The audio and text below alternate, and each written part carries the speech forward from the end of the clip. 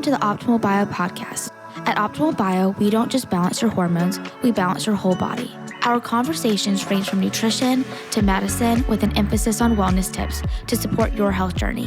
If you like what you hear, find us on the web at optimalbio.com and follow the podcast so you don't miss an episode.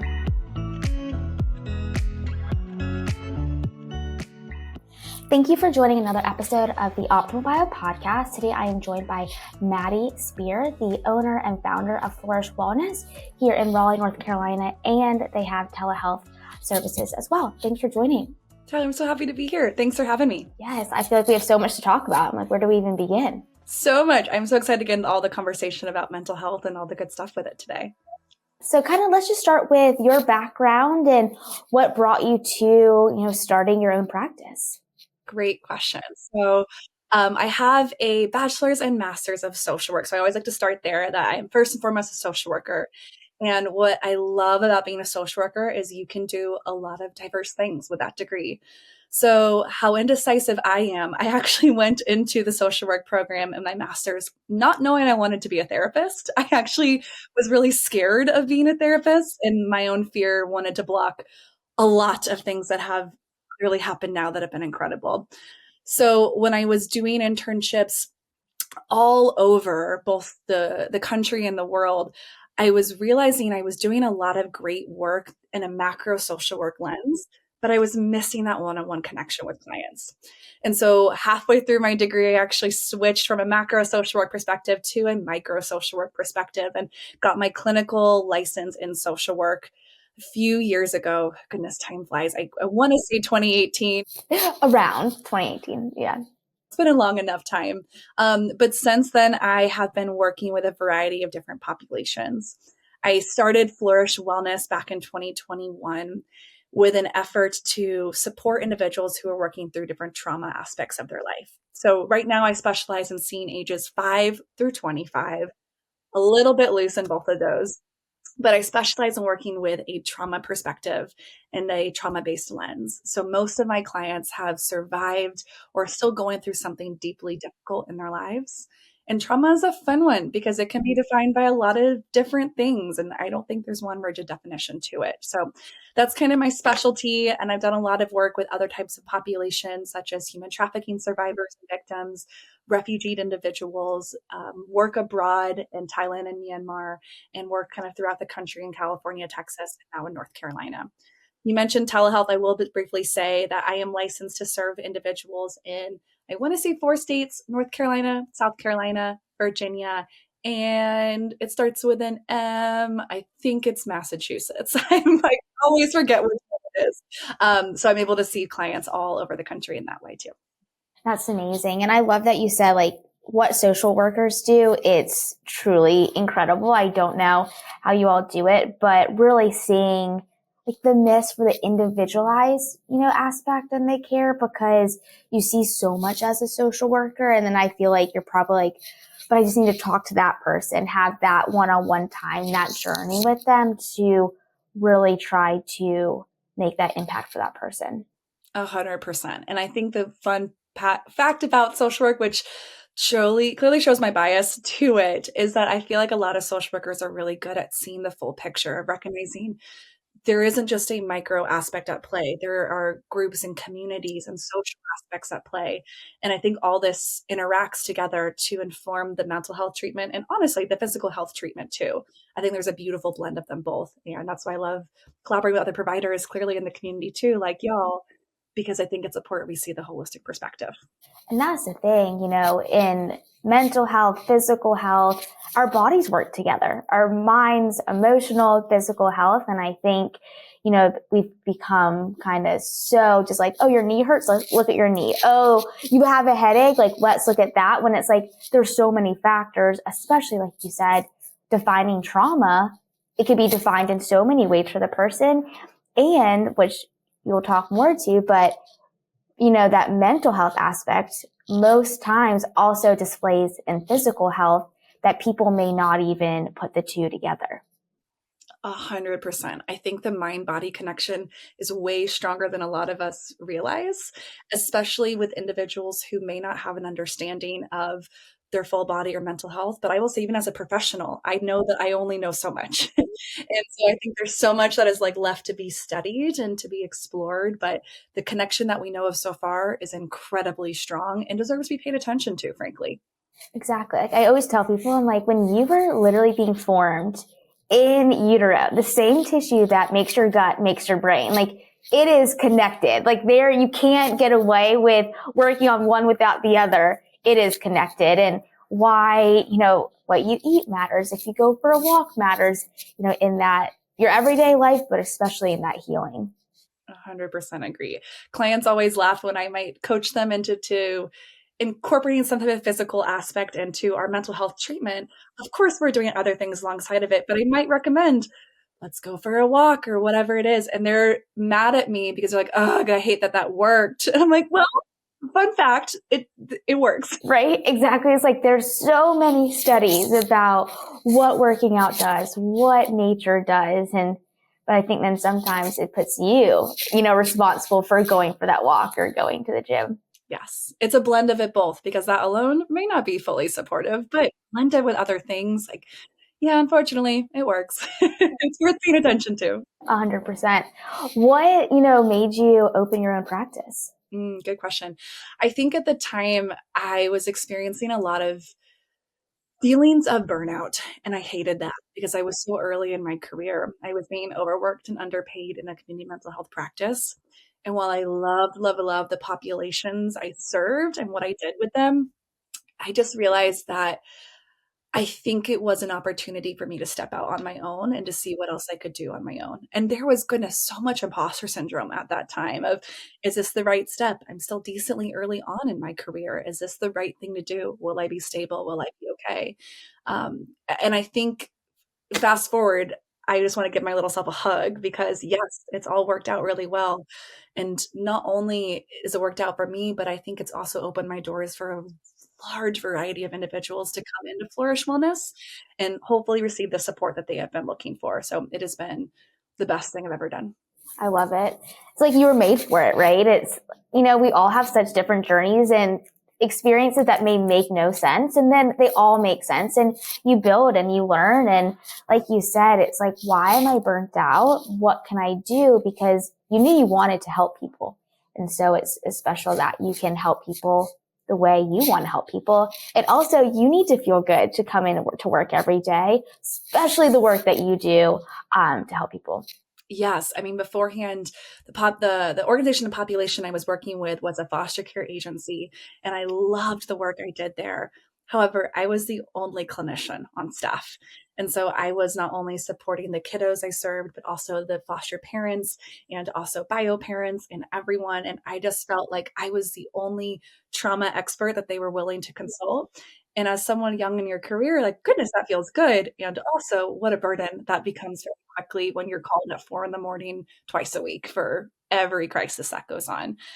So I loved the clients. I would go back there in a heartbeat if I knew that there would be some respect and openness for shifts in that way. And that's partly why I decided to bring Flourish Wellness, as not only do I want to support myself, my clients, but also if future clinicians come on, I want to have that be a safe and ethical, appropriate working place too, because I know what it's like when it's not. Yes. I mean, we could talk about the foster care system on so many sides. I'm like, if I could rework one system, I mean, because it impacts the child the rest of their life, right? And then the foster families, the bio families, the therapists, the social workers, it's sad, where it could do so good. And there's good, don't get me wrong, but it is, and I think some of the reasons because it is so understaffed, and it's just, where do you even begin? I felt that firsthand. I think there was also a lot of guilt and shame in leaving too, because I was like, I want to be that voice. I want to be that support. But you're right. If we don't have systems in place to support these support givers, we're all going to feel drained. And I think it's important. Again, the mind body connection is, we cannot pour out of an empty cup. And I think that's incredibly important to, speaking of self-care, take care of yourself in that, because otherwise you will not be able to care for others. And also, there's no shame in seeking support for yourself, because it's both so needed and also transformational to other aspects of our life too. Exactly. And like your health, mental and physical, it translates to everything, right? I'm like, your health is the foundation to the rest of your life, the relationship with yourself, your family, your friends, your work, and it just, I feel like sometimes you forget that until you don't feel well in whatever that may look like. 100%. Yes. I feel like, and I'm also, I am preaching to myself here because I think sometimes, yeah, always forget. But it's always when I am like sick with something bad, I'm like, oh, I should have done this to take care, whatever it may have been. And I think, we can't always do it, but the more preventative stuff we technically can do, like, yeah, I guess again, I'm gradually saying it works. Exactly. Oh yeah. Preventative definitely works. And you said that you work with people 5 to 25 focusing on trauma. So what are, some of the things that you see coming into your practice? Goodness, a variety of different things. I'll also generalize it a little bit. So I do work with people. Excuse me. I say my bread and butter is trauma impacted individuals, and also the whole world isn't just like one trauma definition. So I also say that I work with individuals who experience a lot of anxiety and also life transitions, and those are kind of my three specialties within that. So not all clients that come to me experience trauma. However, a lot of them, it's interesting that tend to come to me without thinking they have trauma. I think seek me out for that view because I think maybe somewhere internally in their nervous system, they might know that what they experienced in the past is not okay. And so eventually, when we kind of dig out the root of a lot of these things, we recognize there's some traumatic either attachment concerns or traumatic events, or while we're working together, something happens and they know they have a safe place to land. So I think I see a lot of individuals impacted by that. And also, I work with a lot of, like, goodness, so many high schoolers and middle schoolers who are incredibly anxious right now because the time and place we live in is an incredibly anxious time and place to be a kid. And when you're recognizing like consciousness developing around that time, it's a scary place to be right now. And I think middle and high school has always been scary since the dawn of time.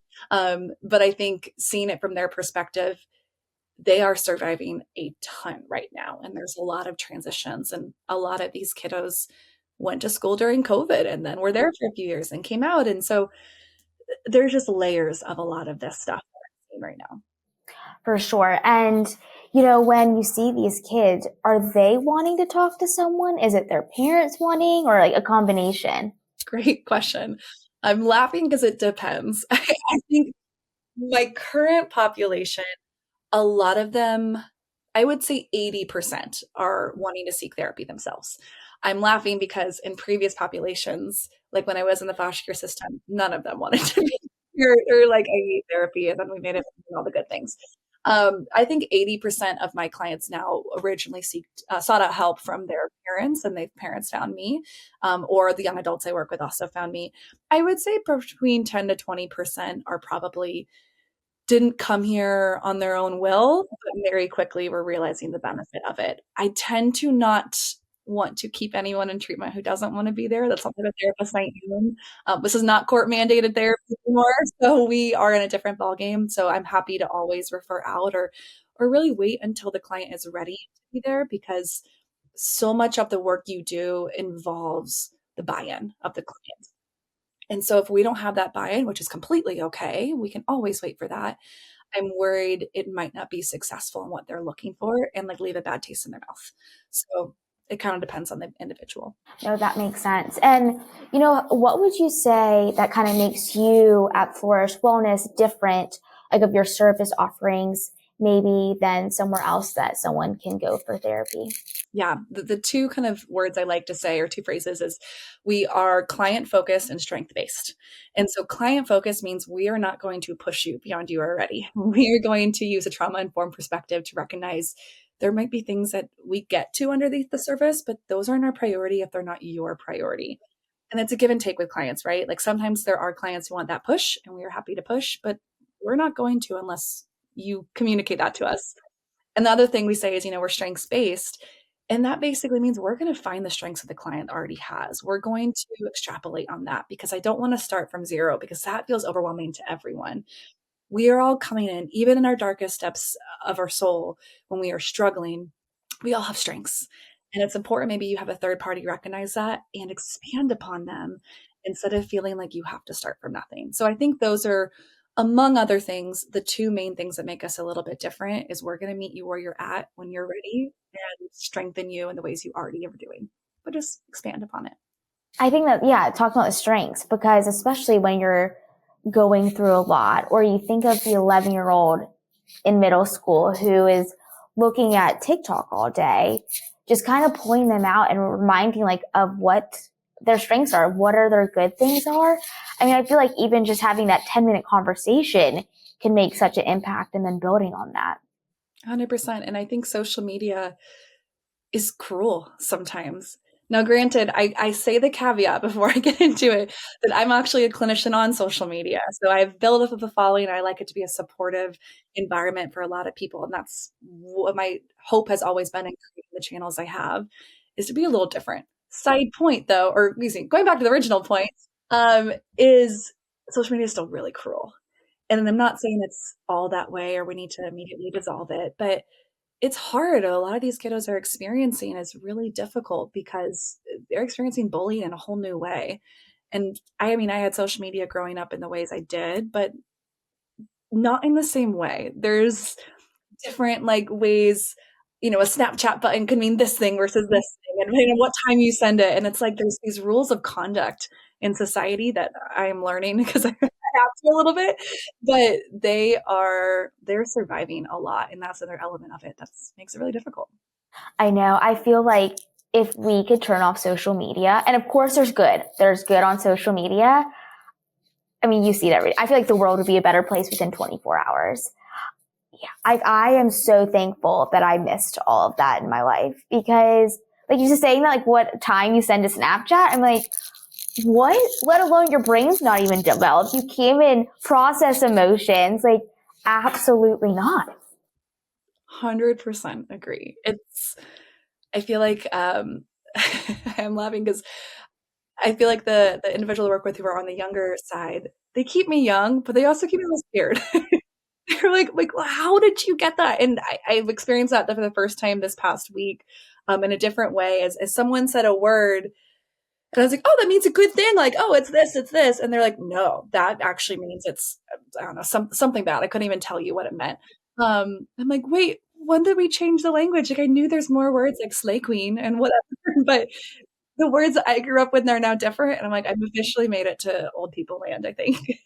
Like, I have sisters that are much younger than me, and I'm like, what are you saying? Or I'm like, that's not normal. Like, did not exist when I was your age. Like, this is not normal, but it is their normal. I know. It's a lot to keep up with. So what are some tools that you work with your clients? You could say specific to different symptoms, or just overall when you're working with someone. Yeah, I think it really, I will give you an answer, but it really does depend on the client, because I think when we have different treatment goals, someone's coming in for trauma, we're going to approach it really for someone who's working through depression. And so it really just depends, on what we are working for directly. I think if we were to talk more about just care in general for ourselves, our psyche, our nervous system, all the good things, I think it's being very mindful and meeting ourselves where we are at without judgment, without needing to change, without concern. Because I think when we treat ourselves with this mindfulness perspective, it does create a lot more, back to the beginning, a mind-body connection and a way to meet yourself in a kind way with self-compassion and self-love and self-acceptance.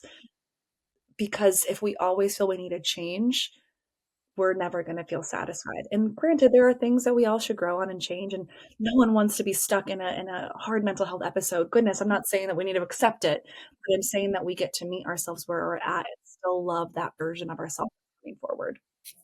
And do you, kind of thinking off of that, do you ever deal with, or how do you explain normal feelings of like feeling anxious or being sad one day? Or because I feel like, especially between my time when I was in high school, which I feel like wasn't that long ago, but like a whole another lifetime.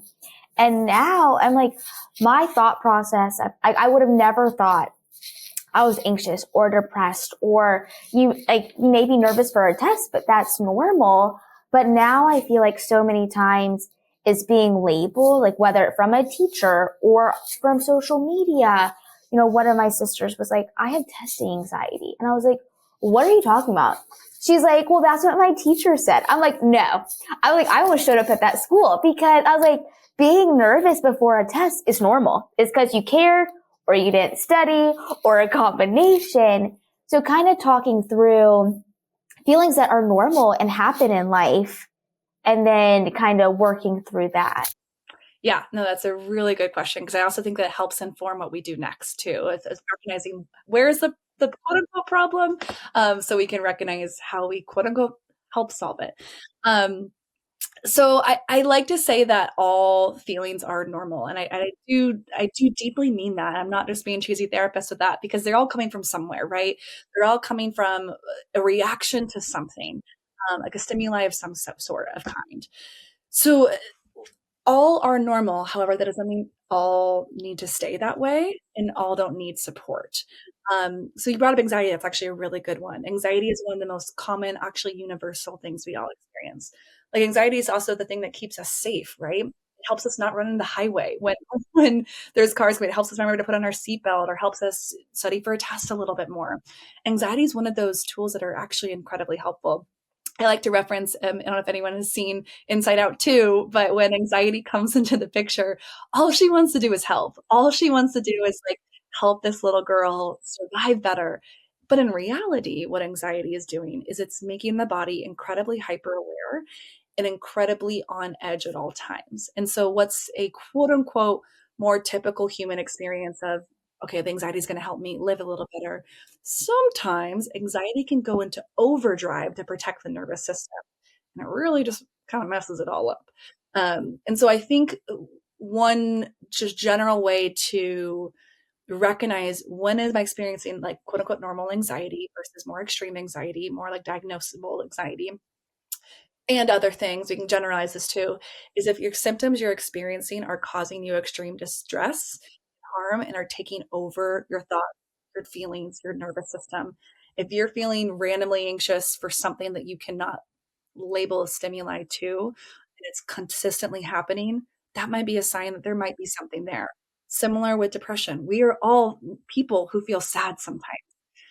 Depression is not just sadness. It is this deeper feeling of despair that lasts over a longer period of time. And of course, I'm shortening the definition a whole lot here. But when we can generalize a lot of these things, it starts to become something that brings some concern when the symptoms are both more extreme and lasting longer and having a negative impact on your life. Yeah, I think that's a great way to put it, especially too, I think just talking about things and talking about life. Like I always talk about, in your 20s, no one talks about how your 20s are a roller coaster. You have some highs, you have some lows, and it's like an incredible time of growth. But I think we all think we're going to graduate college and it's going to be so great. And I think just even talking about it, it's like, no, that's normal. Like that is normal. Can make it like, of course, like work on what you need to, but like, I think it makes it feel so much better. Like, oh, your 20s were wild. Great. Like if I feel really sad one day or anxious about what I'm doing in life, I think it's super helpful. And especially like how you talk about like, you want to, take the stigma away from mental health and, having those conversations. 100%. And I love that you brought up the 20s because that's one of my favorite ages to work with too, 20 to 25, because goodness, so much life is happening in those short years. And you're being thrown out into the world, whether you go to college or not, you're experiencing a lot of transition in time over so many things. People are moving away from home for the first time. They're going to different school. They're deciding if they want to be in the workforce. It is an incredibly difficult life transitional time. And so it's really normal to experience a lot of stress and a lot of change and a lot of fear of the future. And it's normal also, I will say as a side point, to still get support for even the normal stuff, right? We can just get therapy or go to support in some way for things that don't need a diagnosis too. And I think that's one of the things I hope to create at Flourish Wellness is a really shame-free environment. You are able to show up as you are, whenever you can, in the ways that you can, because diagnosis or not, you still are deserving of support no matter what. Yeah. And I love sports and I reference a lot of sports, but I'm like, the top athletes have psychologists. Like that is part of their team. And I'm like, the top athlete needs that. I think that's, what does it look like then for us? And I always talk like they have a full wellness team. So I'm like, how can we make miniature wellness teams for our life, to be the best version of ourselves? Oh my goodness, that's my ideal because I could get into a larger conversation and I won't on like that whole reform that would be so fun of like, if not just fun in that sense, but I think also supportive of if we have individuals of, our primary care provider and then another therapist that could go hand in hand and, also incorporating maybe creativity as creativity helps, incorporating nature, whatever it might be. I think, and that kind of goes back to, we are not just one-sided individuals. So much makes up who we are. And so approaching it from more of that lens, I think is important. And to not feel discouraged if one avenue is not working. Like one avenue might perfectly fine. That's amazing. And also, if it feels like you need support in different ways, I didn't think there's any shame in that either. Exactly. And wellness is a journey. And depending on what season you're in and like even just taking supplements, like those supplements may work for a few months and then your gut microbiome is going to change. So you're going to change it a little bit. I think it's just remembering it's a journey and it's okay to change things or build on things. 100%. And continuing to, going back to the beginning of like practicing mindfulness, is it is hard to accept change, or maybe I'm just speaking for myself here. Oh, I think it's probably one of the hardest things that then shows up in every other feeling, right? 100%. And I think change can create a lot of feelings of, insert the blank, just uncomfortable emotions. And so it's hard when one thing that may have worked for us in the past doesn't work for us anymore. And also, like, what a beautiful time of growth. I think it's a lot of times when people come in to see me and they're working through individuals who experience self-harm, that may have worked for you to survive. And honestly, I'm not shaming that. Would I like to see a different survival technique? Absolutely. Let's find one together. But there's not shame in how you survived in the past. We're just going to find the more balanced one for the future. And I think too, most of our lives are very comfortable compared to what it used to be. And so we're so used to being comfortable, but that's not where we grow. That's not what we want. We are just told like, well, I want it easy. And it's like so cliche to say, but like nothing good is easy. And that's going to look different for each person. But I think it's such a good reminder because I'm like, would you just want like a life that just like blah, right? Like there's no good or bad. And it's like, I mean, some people may say yes to it, but I think kind of just also remembering that as well. 100%. Hard work is hard. And also most of the time there's a benefit to it. Exactly.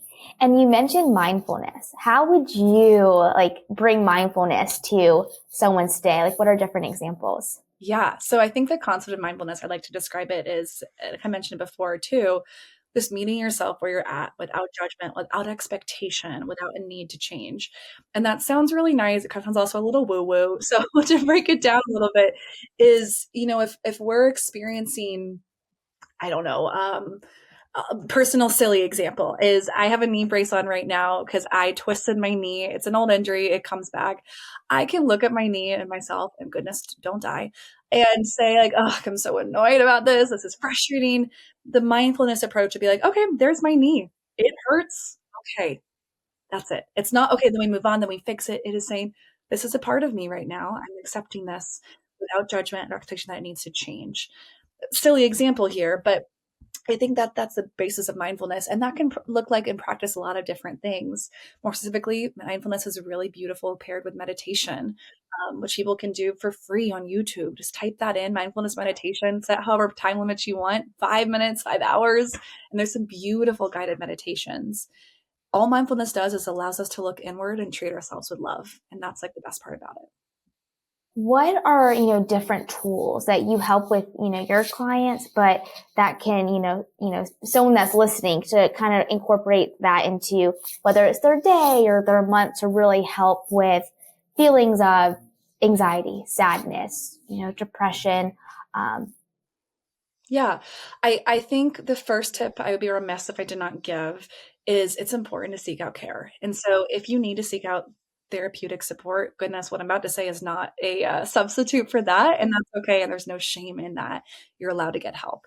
And also, I think there's different techniques that I do. I use a few different types of therapies.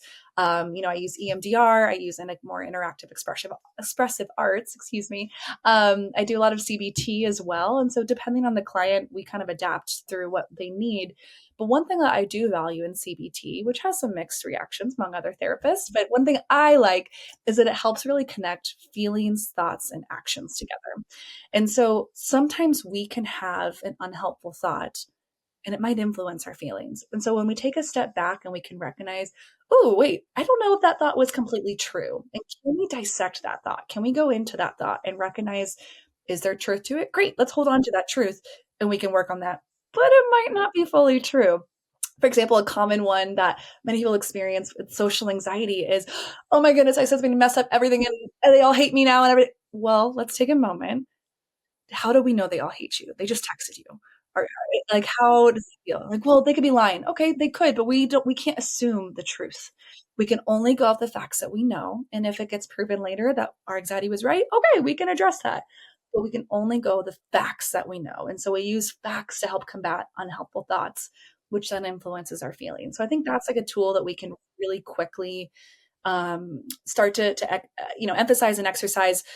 I will say there's some really awesome free sheets online that practice this. I have a favorite one that has, I want to say 5 or 6 columns, and it helps really go through the thought. So it recognizes what the thought was, what the trigger was, what the truth is about that thought, what might not be true about that thought, and what's an alternative thought. And I think it's a feeling check at the end. And I think that's a really important exercise for us to do to help recenter our brain of it might not all be that bad. I will say one other quick thing. I know I'm rambling, but that's not going to work for everyone. And if it doesn't work for you, that does not mean that something's wrong with you. It means that we approach it from a different perspective. But this could be a general thing people try. And if it doesn't work, great, no problem. If it does, great. I'm glad it was supportive. Of course. And I love it because our minds are so powerful. And just like taking a moment to think about it, it's like, okay, why am I feeling like this? For me too, it's like perspective. Like, I'm like, the world is so big, like so big. So this moment in time, I'm not even going to probably remember it in 3 days, or it's not going to affect me the same way. And then I think too, like you said, we always like think about what other people may be thinking. And I'm like, they're not thinking about me. So why am I taking my time to, make it a problem when I feel like either it's not or it's so much smaller than it actually is in your head. That last point is so important too, of it's allowed to exist. It's also allowed to not be as big as we think it is. And that's hard because it feels maybe even a little bit invalidating of like, wait, no, what I said is big. It really feels big. I'm not invalidating or denying your feelings. Your feelings are real. I would never challenge the feelings. I'm just challenging the thought that brought us there. And so I love that final point you made of what if it is smaller than we think? And I think asking ourselves those what if questions is really important. I saw someone or another therapist way back in the day brought up this question. It's one that I've taken with me through a lot of my practice is, what if it all works out? And I think every time we ask ourselves, oh my gosh, it's going to like be horrible. It's going to be hard. What if it's not? What if it all works out? And I think asking ourselves that question with the same weight as we are telling ourselves it's not going to work out or the what ifs for another direction, what if insert the blank of the good? Because both are equally true for happening. If that is not a reminder, I'm like, I need to write that down, put a little sticky on my laptop. Like, what a reminder. Yeah, it's pretty powerful. It's pretty powerful. Do you ever talk to your clients about nutrition or exercise or movement? I do. And I do think it's important. I think that from my perspective, I would say this, the lens in which I offer support in that environment, I more so refer out people who know more than I do. And so I know that there is, like we talked about before, like a brain biome and a brain gut reaction and all the things. And so we can recommend things that we can at the same time. If it becomes an issue that we need to address, that's when I'm going to refer out to someone who knows more than I do about that stuff. So that makes sense. I just think, especially with more and more studies that come out about what food can do to anxiety or depression, what dyes, the benefits of working out. Everyone makes fun of Legally Blonde about, serotonin and endorphins, but it's true, right? It's true. So just curious if that was, part of your conversations that you have. Coffee is. Coffee is the main one. And so I always laugh because I've had clients in the past go, I'm really, my heart rate's been going crazy recently. And I'm like, let's just eliminate a couple things. How's your sleep? What's your diet like? Just let's eliminate stuff before we get into some more of the other route. And it's funny, about half the time, not all the time, but they're like, yeah, I drink 4 cups of coffee a day. I'm like, girlfriend, hey, I get it. We all need it at times. And also, what's some healthy alternatives? And maybe there's a reason why our heart's beating rapidly at all times. Could be diagnosable anxiety. And also, let's eliminate this first. Or like all the energy drinks these like kids drink. I'm like, I literally just want to go grab them out of their hands of people I don't even know. Cause I'm like, of course your heart's going to be racing when you're 14 and you think you have anxiety. Or if you do, it's going to make it so much worse. Yes. I actually have a few clients who love Monster energy drinks. And I'm like, friends, this does not help our treatment goals. I mean, it makes my heart pound and I'm just thinking about that. I can't even imagine. 100%. And also I'm like, I don't only have to, but I get to respect their bodily autonomy and be like, okay, if I will still help you find workarounds, and also you might not be able to get to where we want to go until we address some lifestyle choices here. And people may not even or they may be like, oh, maybe a little bit, but not realize what it actually is doing. Oh yeah, some days I'm like, gosh, my heart is pounding. I'm like, oh, I did have cold brew instead of just iced coffee. So that could be it. That is the story of my life. Yeah, it's back again. It's a full circle moment of, unfortunately, it works. It is what it is. When you think about all the clients you serve and just your experiences, what kind of stands out that kind of keeps you I wouldn't say success stories, right? Because I think success is going to look different for each client, but kind of just what keeps you showing up each day for your clients. I will have these pinch me moments sometimes. I'll walk into the office and I'll see our name, our practice name on the door. And I'm like, oh my goodness, whoa, I did it. And I have a dream job. I really do mean it. This is my dream job in so many ways. And sometimes I'll be working with a kiddo and doing art therapy. And I'm like, this is a gift. It really is. And so I think, as cliche as it is, my clients keep me in check and focus and quote unquote successful because they help me feel like I'm not only living my dream, but I get to support theirs. And that is incredibly powerful to be able to do. And it's one of my favorite moments that I have with clients is when I can see their progress before they can.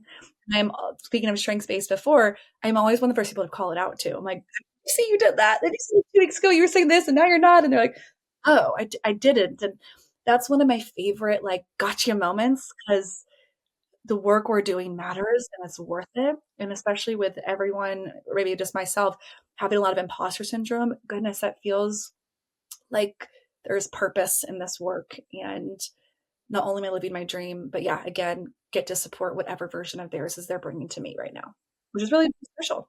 Exactly. And seeing like you said, seeing their progress, and it's going to impact them for the rest of their lives. It really is, right? And it's incredible that you can see, be part of that and remind them. I think having that, because I was talking to someone the other day and I was like, I wish you can see how I see you. It's just, and we do that to ourselves too. And just having, especially, helping anyone, but you were talking about the kids you're working with right now, and what a world for it to be a kid.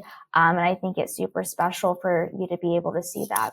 Well, I appreciate that. And I think it's not something that I often like to say oh goodness, Maddie's the one doing this, or whatever it is. But I will say my husband sent me years ago, I think it was, oh goodness, I can't, Humans of New York. I think that's the account. And it was a story of an older gentleman or maybe middle-aged gentleman. And he was recounting a time where he, as a kid, was going through some hard stuff and he saw a therapist and it really shaped him. And my husband said that to me and he said, this is going to be you. And I cried. I was like, oh my goodness, because I never am going into this with that intention in mind. I'm not here to say I need credit in the future. I really, really don't. And also, if that has the potential to support someone in their journey, like more than just the now, oh my goodness, that's the goal. And I hope that the work that we're doing is longer lasting. And so I also don't typically see clients for a brief amount of time. I don't specialize in brief treatment. Well, they might come in thinking it's going to be a couple months. We cover a lot of work together, and it ends up being as long as they will let me in their lives. And I think that's something that's really powerful, makes us a little different too, is we can give you quick fixes all day long. Happy to. But I care enough about you to support you through life as long as you'll have me. I love that, especially we're in a society of quick fixes. And it's like, if you just look around, quick fixes don't work, right? And it's like, do you actually want to heal what's going on to help going back to preventative, right? Preventing in different aspects, but building that foundation to heal, to grow, instead of just kind of like Band-Aids every few years. And then it's not going to usually something bigger happens, right? Or like you get older and bigger issues happen. Yeah, no, I love that you mentioned Band-Aids, because an analogy I give my client is I'll say, like, do you want Band-Aid or do you want surgery? And they're like, what do you mean? And I said, I can give you a Band-Aid, but an analogy I often bring up is, and I'll shorten it, or happy to go longer if we had the time, but is imagine like you were a little kid and you scraped your knee. And when you scraped your knee, you got gunk in your knee and it hurts and you don't know why, but you don't have the tools at the time to get all the gunk out. And so it both heals over, but then somehow internally there's an infection. Side point, this doesn't really make a lot of medical sense, but for my analogy, it's perfect. So, the knee scabs over, but there's an infection internally. And over time, your knee starts to hurt more. And the doctors look at it and realize, oh, we need to get the gunk out. We need to get the gunk out before you heal. And so what do? You go through surgery, and surgery is hard. Like surgery, no matter what it is, even if it's a simple one, it's hard. You have to go through anesthesia. You have medication afterwards. You're sore for a few days. You might even not be able to be mobile for a few months. And so surgery is hard, and the recovery after is even harder sometimes. And also when you get to the other side, it is consistently always worth it. So that's why I tell my clients, we might be going through some really hard stuff together, but I'm not going to leave you stranded. We're going to get the gunk out, because I see the hope on the other side, even if you can't. And I'm going to hold on to that hope as long as you can't. And it's right here waiting for you whenever you want to take it. Yeah, I love that. I think sometimes just having either you seeing the hope or having someone else, it's just, that's what's needed. It's like, all right, put one, like, I'm like such a believer in just like, take it day by day. Just take it day by day. It's just, because then it takes the pressure and the stress of everything else off that we kind of give ourselves. 100% agree. Yeah. Is there anything else that I know we could talk for hours, but that we need to talk through? I think just speaking of that hope is whoever's like listening and feels like there's not, like, goodness, there's hope for your story. And I can speak on this both firsthand, but also for all of the clients I have seen, like there is hope in the heartache. And it's important that if you are feeling like you need support in any way, like it's totally okay to reach out. There's plenty of supports, both hopefully in your area, but also nationally or internationally. There are people willing to work with you and hold the weight of your story. I like to call it the weight of your wound until you can hold it on your own. And that's completely okay. There's no shame in seeking support, and we're here when you're ready. I love it. And where can people, find your Instagram? I know you provide such great educational content, and your website. Yeah, I appreciate it. So the one thing I like to tell people is I did social media wrong, because I have different names for every account because they weren't available. So it happens. So bear with me as I share with you kind of where to find me. If you are on TikTok, I have an account called therapy_thoughts, spelled the normal way, therapy_thoughts. That's kind of where I got my start on social media. If you're over on Instagram, you can find me at Love Your Little Victories, all one long word, Love Your Little Victories. Interested in working with me or my practice, or just curious to get to know me a little bit more, you can go to my website. It's flourishwellnesspllc.com. So that's my practice name, flourishwellnesspllc.com. Awesome. Well, thank you so much. Yeah, thanks, Tyler. It's been a blast.